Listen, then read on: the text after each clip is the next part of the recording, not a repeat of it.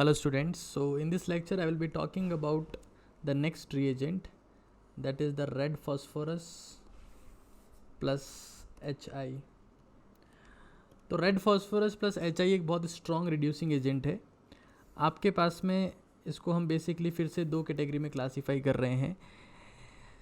Reduce करने के लिए हमारे पास में दो ग्रुप्स हो सकते हैं। पहली बात तो ये कि आपके पास में ऑक्सीजन कंटेनिंग ग्रुप्स हैं जिसमें प्योरली ऑक्सीजन है कार्बन के अलावा, हाइड्रोजन तो खैर होता ही है। और दूसरा आपके पास में है nitrogen containing groups. Nitrogen containing groups सबसे इंपॉर्टेंट बात यह है कि आपके पास में जो रेड फॉस्फोरस प्लस HI है, it's an strong reducing agent. Strong reducing agent, ठीक है, ये बात आपको पता होनी चाहिए कि it's an very strong reducing agent. और जितने भी ऑक्सीजन कंटेनिंग ग्रुप्स हैं, they can be acid derivative. In the acid derivatives I am not considering amides because there is the presence of nitrogen, so those will be considered into the nitrogen containing groups. So acid derivative, or we have carbonyl compounds.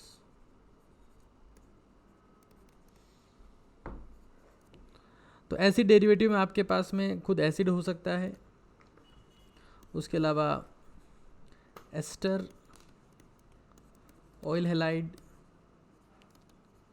Amides, ये जितने भी आपके पास में, not amide, anhydride, ये जितने भी आपके पास में फंक्शनल ग्रुप्स हैं वो।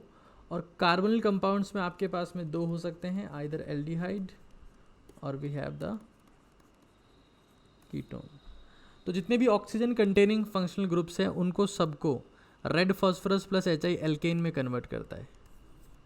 इससे पहले जो आपने देखे थे वो अल्कोहल में कन्वर्ट करने वाले थे, जैसे लिथियम एल्यूमिनियम हाइड्राइड जो था वो अल्कोहल में कन्वर्ट कर रहा था इनको, और NaBH4 तो सिर्फ कार्बोनिल कंपाउंड को ही रिड्यूस कर रहा था, एसिड डेरिवेटिव को तो रिड्यूस नहीं कर रहा था। लेकिन यहाँ पर ये जो आप ग्रुप देख रहे हैं, that is basically converting oxygen containing groups into the alkanes. Nitrogen containing जो ग्रुप्स हैं, जैसे आपके पास में क्या हो सकता है, उसमें NO2 ग्रुप हो सकता है, अमाइड हो सकता है दैट इज CONH2, साइनाइड हो सकता है, या आइसोसाइनाइड हो सकता है, ठीक है। तो जितने भी अपने पास में नाइट्रोजन कंटेनिंग ग्रुप्स हैं, इनको सबको 1 डिग्री अमीन में कन्वर्ट करता है red phosphorus plus HI, except this, क्योंकि यहाँ पर आपको पता है 1 डिग्री अमीन के लिए कुछ ये प्रेजेंस रिक्वायर्ड है, मतलब नाइट्रोजन एक ही तरफ से कनेक्टेड रहेगा। लेकिन आइसोसाइनाइड में नाइट्रोजन जो है वो दो तरफ से कनेक्टेड होता है, तो किसी भी केस में आप इसको रिड्यूस करके 1 डिग्री अमीन जो है वो नहीं बना सकते। तो यहाँ पर ये क्या बनाएगा, 2 डिग्री अमीन, जैसा कि लिथियम एल्यूमिनियम हाइड्राइड कर रहा था, यहाँ पर भी वो एस्पेक्ट होगा। So it is the basic concept map of red phosphorus plus HI। It is a very simple reagent, no specific mechanism is required to learn the concept. आपको just ये ध्यान रखना है directly that red phosphorus plus HI converts all the oxygen containing groups into the alkanes, right?